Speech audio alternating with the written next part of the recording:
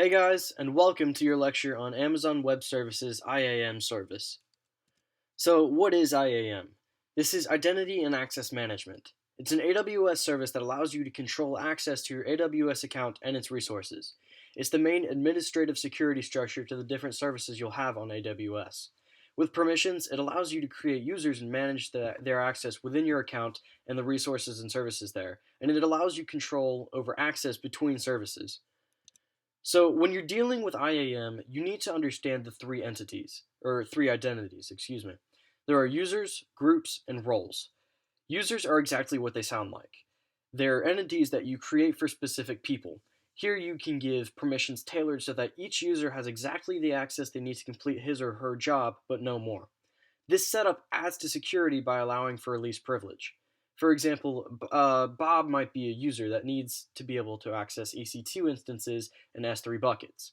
So you can simply assign these privileges to him and he can go about his job. Since he was not given permission to access DynamoDB tables, for example, he cannot do so, preventing him from making any malicious or accidental changes.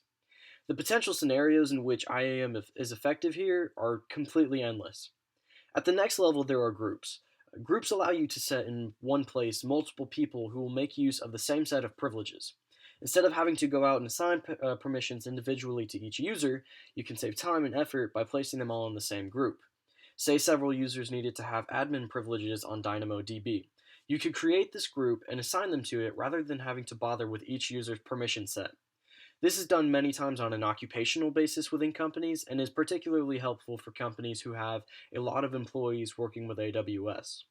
Roles are a temporary solution in granting permissions. It allows you to assign permissions to a user for a set amount of time to complete a given task, keeping you from having to make hard changes to their permission set repeatedly.